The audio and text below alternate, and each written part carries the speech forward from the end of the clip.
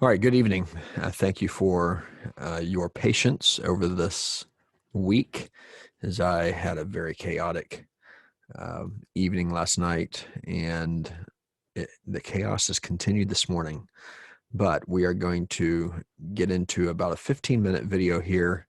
Won't be long, but let's take a look at this topic of the Christian nation thesis. I'm actually going to work up to it a little bit here for the first few minutes. I want to actually talk about three concepts here. Now, the first one is Christendom, and then the idea of Americanism, and then Christian nation. So let's begin with this idea of Christendom, and I have some dates here: 313 to 1791.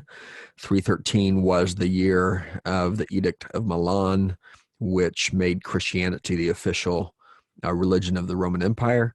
And then the First Amendment, 1791, that's the First Amendment of the United States Constitution, which we'll look at momentarily. Now, this book here, The Desire of Nations by Oliver O'Donovan, which I highly recommend. I picked up the wrong book. I will talk about this one in a second, but The Desire of Nations, you see the picture there.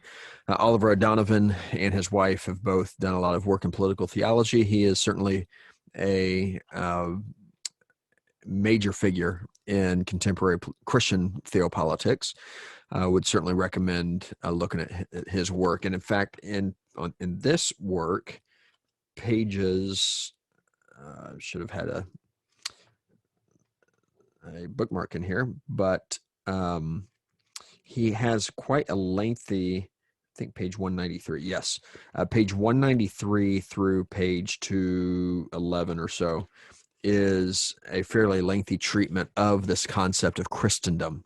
I highly recommend it. I think, in fact, I may make some comments from it here, which will probably take me over 15 minutes. But this is a bit of a summary here. He, on page 191, by the way, is where he is the one who gives these dates, 313 to 1791, Edict of Milan to the First Amendment, as the Christendom era.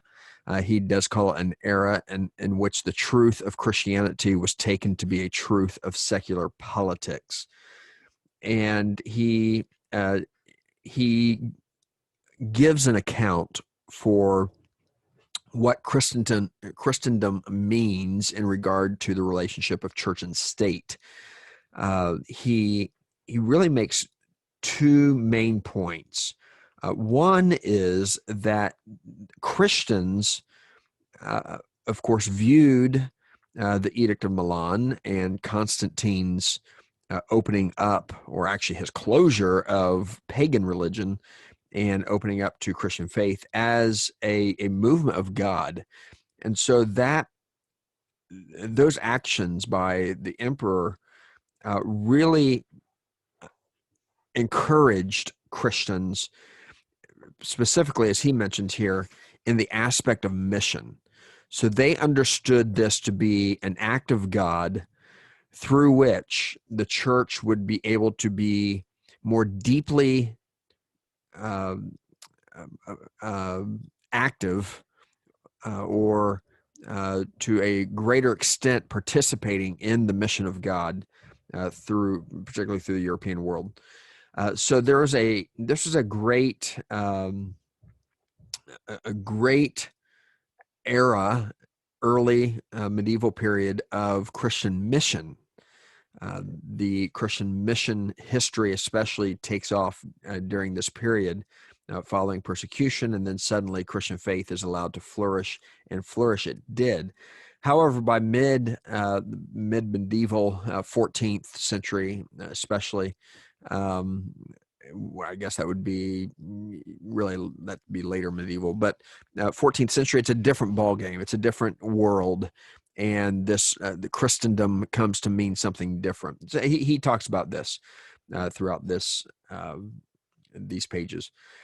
But he gives this idea. The second point, then, not only is Christian mission key to this era, the growth of Christian mission, but also he says mutual service between authorities, between the church and the state, predicated on the difference and balance of their roles. let me read this. He says, the service rendered by the state to the church is to facilitate its mission. That's a key word, facilitate, because that continues to be a key concept today in what is the relationship of church and state in America, and to what extent ought we to expect the state to support the church, for instance, through tax exemption. That would be one example, through various other tax laws that favor clergy and so forth. I go on with O'Donovan. The state itself cannot pursue the mission of the church, for it is not consecrated to that task, and its weapons of coercion are not fitted for it. But it may facilitate the mission of the church or impede it. It may facilitate it first, simply by performing its own business responsibly and with modest pretensions. In the Christian era, there is no neutral performance on the part of rulers. Either they accommodate to the energy of the divine mission, or they hurl themselves into defiance. And so he explains here how there is this like razor sharp edge, this constant danger through Christendom, especially of things falling on one side or the other, and most likely falling on the side of the state overpowering the church, given the church's traditional stance against violence.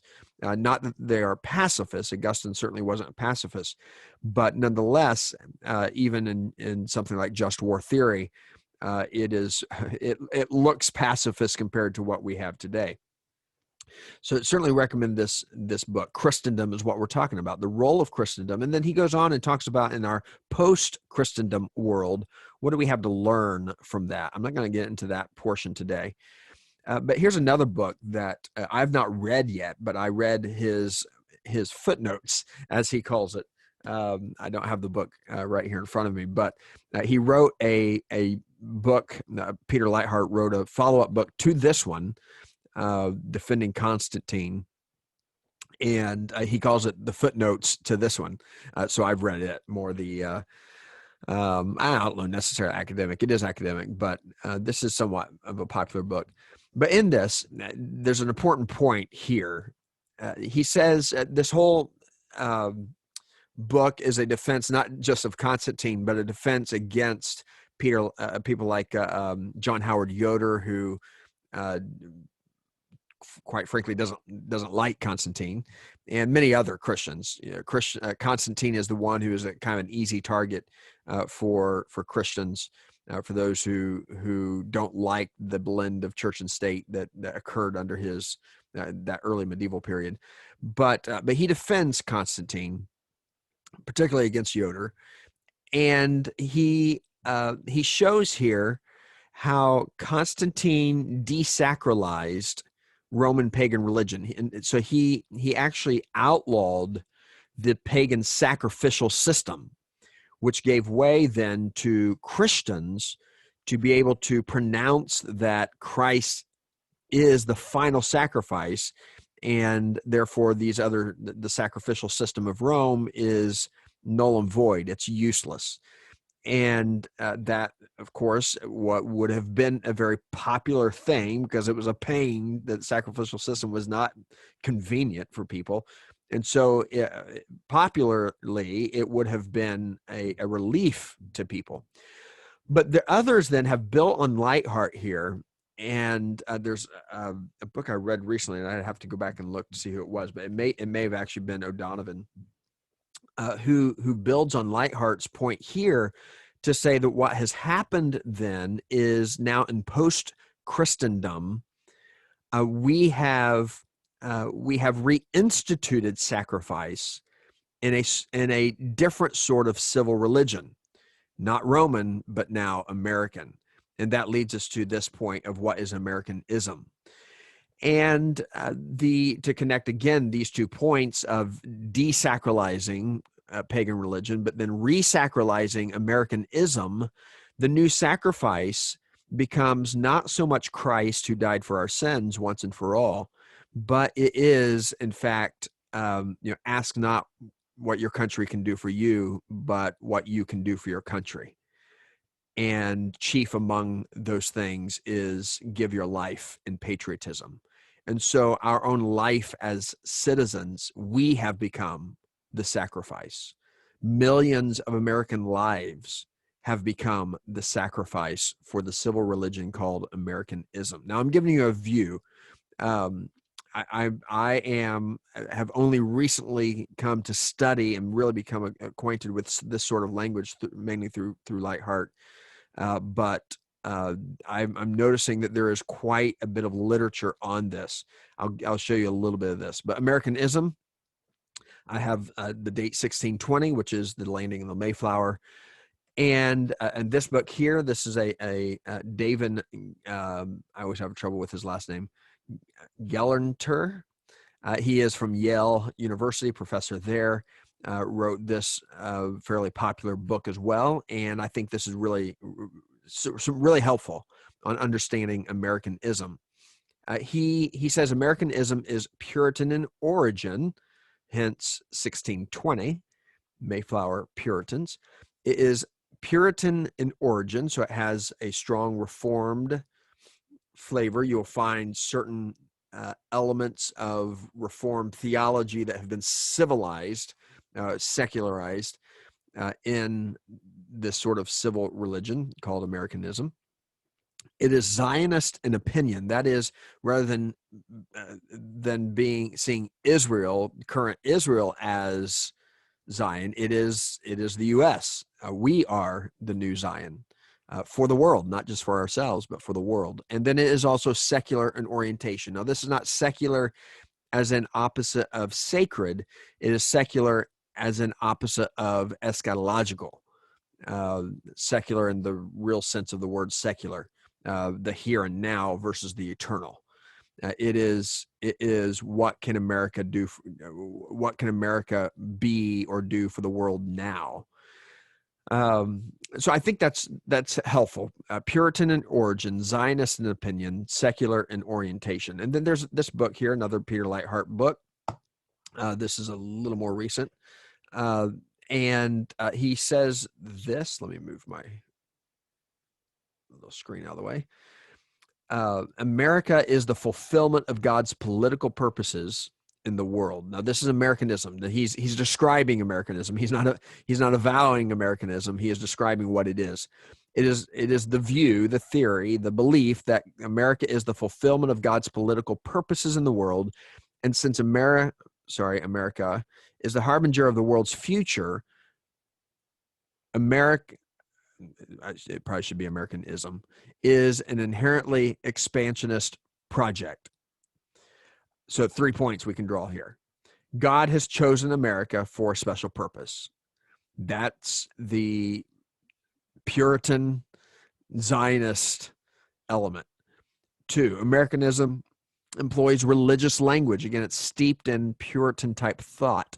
It employs religious language. Oh, I just heard, I heard Biden the other day use a phrase. What was it? Yeah. We need to save the soul of America. He used that phrase. We need to save the soul of America. Really, really interesting use of religious language. Number 3, Americanism is evangelistic and expansionist. It has a sort of a built-in evangelical fervor. It's missional. It is let's spread Americanism to the world.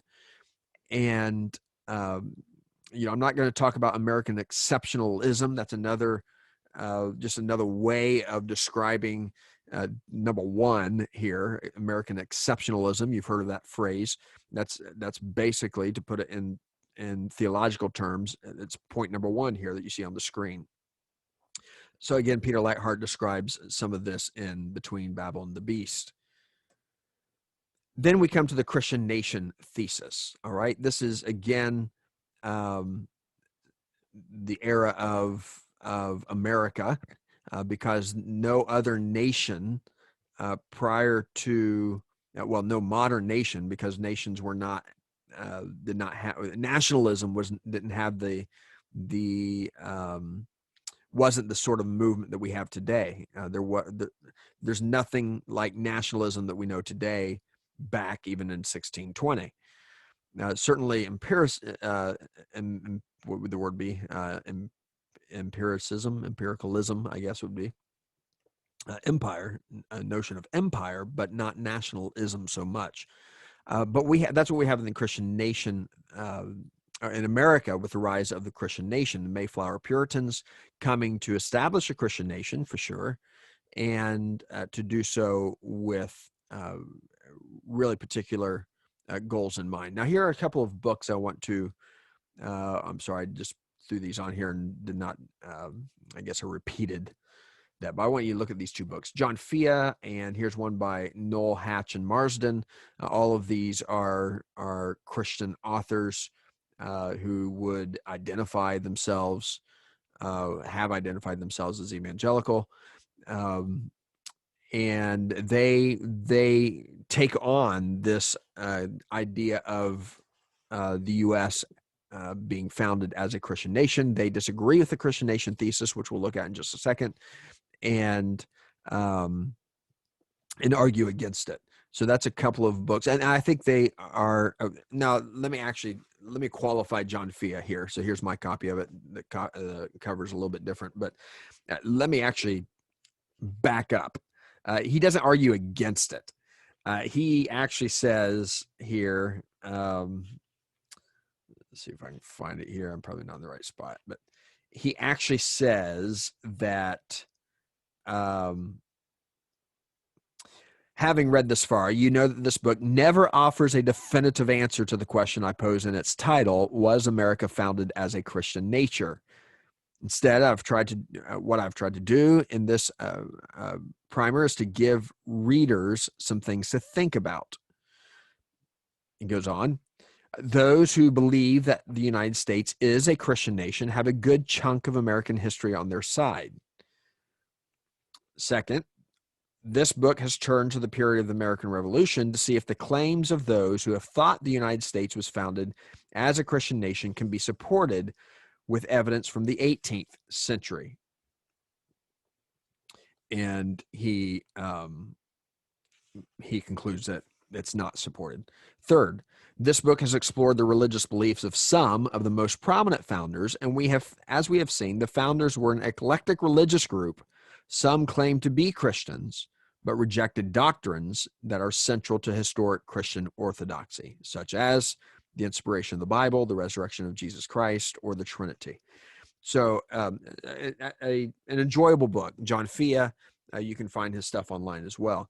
And I would certainly recommend these are all by recognized scholars. But I'm going to actually give you the Christian nation thesis as it's been stated. Here is two 19th century statements of the Christian nation thesis. This one by Philip Schaff. You may recognize his name as the premier American church historian. That doesn't mean church historian of American church, but he was American and was wrote his, how many volumes do I have? 6-8 volumes, church history set. Wrote, edited the Creeds of Christendom, which many of us have. A well-known, respected theologian, historian. He says this: we may go farther and say that the Constitution of the United States not only contains nothing which is irreligious or unchristian, but is Christian in substance, though not in form. It is pervaded by the spirit of justice and humanity, which are Christian. The First Amendment could not have originated in any pagan or Mohammedan country, but presupposes Christian civilization and culture. So there is a statement, an affirmation of some form of the Christian nation. And keywords here, that the U.S. Constitution here is Christian in substance. It is Christian in substance, and would not have been written, particularly the First Amendment, would not have been written in anything but a Christian civilization and culture. Here's another one. This is a stronger statement, and let me grab this. Let me see where it is here. Here it is. So this has been republished by one of my old professors, Stephen Flick, Dr. Flick. This is by Justice David J. Brewer, 1892. He gave he wrote the majority opinion for the case Trinity Church versus the United States. Make sure I got the name right. Church of the Holy Trinity versus the United States in 1892. And then he followed that up with 3 lectures on the United States as a Christian nation. This is from his majority opinion. Quote, "If we pass beyond these matters to a view of American life, as expressed by its laws, its business, its customs, and its society, we find everywhere a clear recognition of the same truth. Among other matters, note the following: the form of oath universally prevailing, concluding with an appeal to the Almighty, the custom of opening sessions of all deliberative bodies and most conventions with prayer, the prefatory words of all wills, in the name of God, amen, the laws respecting the observance of the Sabbath, with the general cessation of all secular business and the closing of courts, legislatures, and other similar public assemblies on that day, the church and church organizations which abound in every city, town, and hamlet, the multitude of charitable organizations existing everywhere under Christian auspices, the gigantic missionary associations with general support and aiming to establish Christian missions in every quarter of the globe. These and many other matters which might be noticed add a volume of unofficial declarations to the mass of organic utterances that this is a Christian nation." So here is not it's an argument, but it's not a statement of Christian nation thesis. It is an assertion. So I shouldn't call this a thesis here, but it's an assertion, and many would say it's mere assertion. Now he does go on to argue this Christian nation thesis in these 3 lectures. For instance, in the first lecture, he goes to all of the charters of the various colonies: Virginia, Maryland, South Carolina, North Carolina, New Hampshire, and just Rhode Island. Goes down the list and shows indeed that they were established in their charters, and then even later in their constitutions. They explicitly organized as a Christian state. So there's no argument there, and that's why Fia says there are volumes of support for this thesis. But again, we have to ask ourselves, first of all, what's meant by that. Now, we need to look at the First Amendment here. It's come up a couple of different times here. The First Amendment, as you may have memorized it, as it is, Congress shall make no law respecting an establishment of religion or prohibiting the free exercise thereof. There you have the Establishment Clause, and you have the Free Exercise Clause, or abridging the freedom of speech or of the press or of the right of people peaceably to assemble and to petition the government for redress of grievances. So this is 1791, First Amendment, first words of what's known as the Bill of Rights, first 10 amendments of the United States Constitution. And you have these 2 critical clauses, as they're called, the Establishment Clause and the Free Exercise Clause. And there's a tension between them, intentionally, of course. The question is, in 1791, what were the founders consciously attempting to do? Now, there are some questions, big questions for the Christian nation thesis. Number 1 is, I believe, whose Christianity? If the United States was consciously founded as a Christian nation, we have to ask the question, whose Christianity? Is it the Christianity of the Puritans, who were Trinitarian, who affirmed the divinity of Christ and so on, or the religion of, say, Thomas Jefferson, who denied the same? What about disestablishment?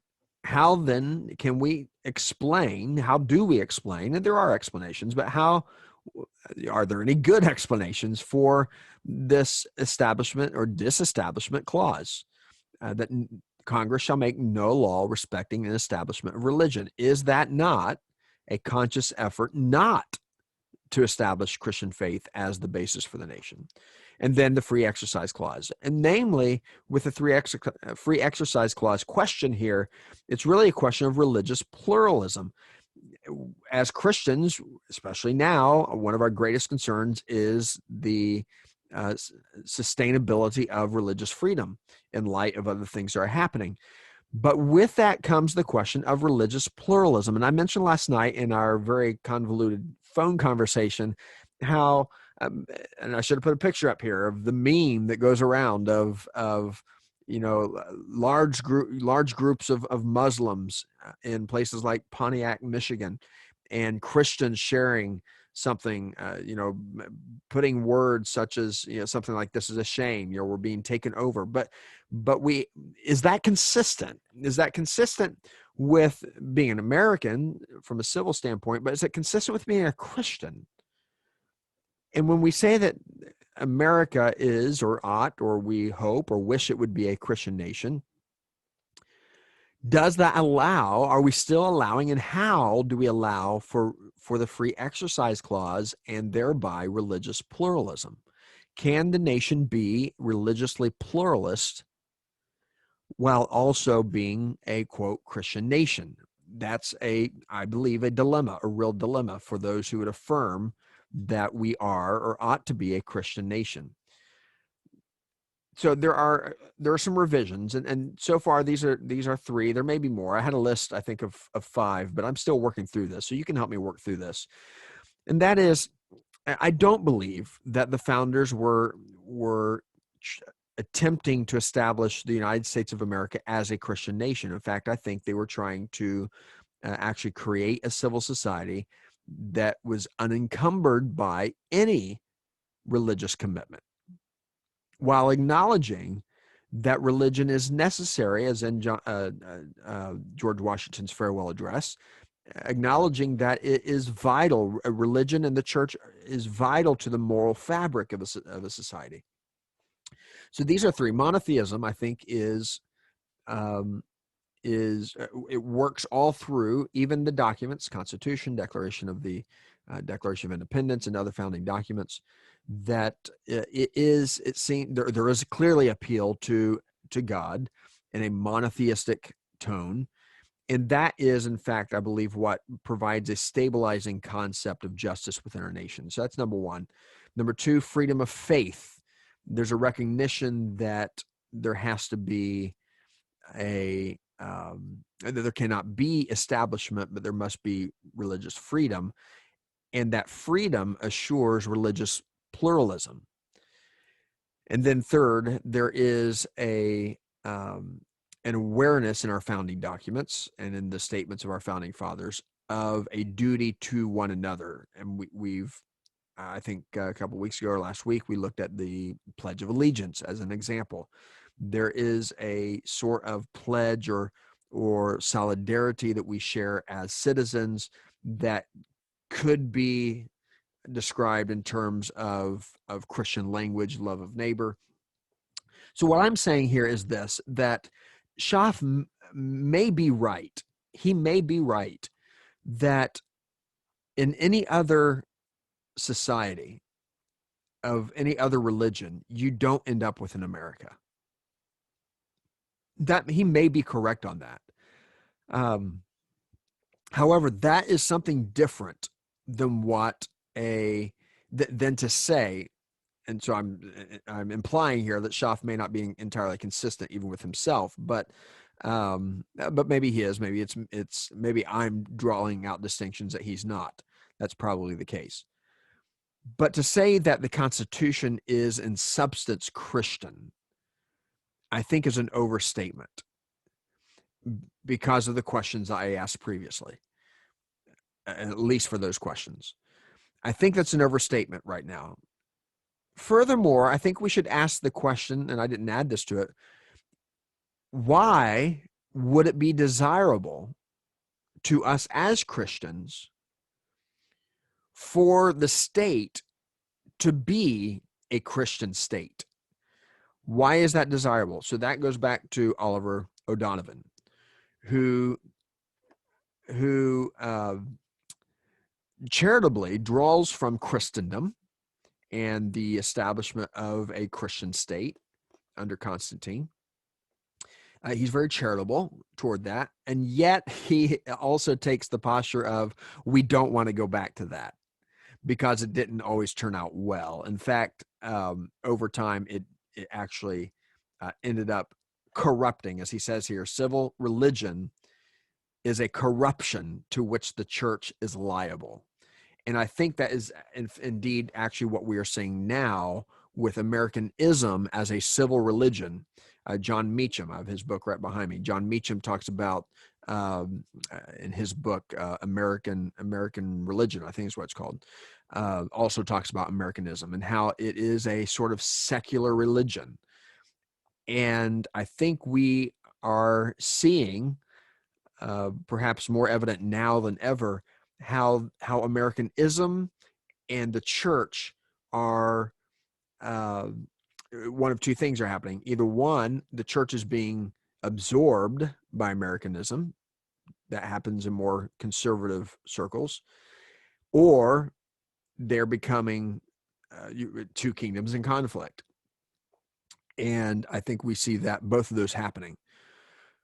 So I guess let me end with this. With those two sort of movements happening within our nation, I think as David French put it, we are experiencing two Overton windows. The Overton window is a person's perspective of what they believe is tolerable within a society. And what we have in our nation is we have not a broadening Overton window, but we have actually development of a second Overton window in which we have people who are on the far left and we have people who are on the far right, and neither one of them are seeing each other through their window. In other words, both this great division in America is partially because both sides see the other as part of the intolerable within their vision. In other words, they're not within their window. The window speaks of what can we tolerate in society. And if you're not in that window of toleration, then you are intolerable. And we have two people looking through different windows in which the other people are part of the intolerable. And that's a problem. And that's especially a problem when that is also true of the church, because that is exactly what I believe we are seeing within the church. So I'm going to conclude there, and I still want to try to make another video to talk about Luther and some Anabaptist political theology, but we'll see. I think I have to finish for tonight. All right. God bless you. Thank you. And I trust that you are gaining something through these lectures.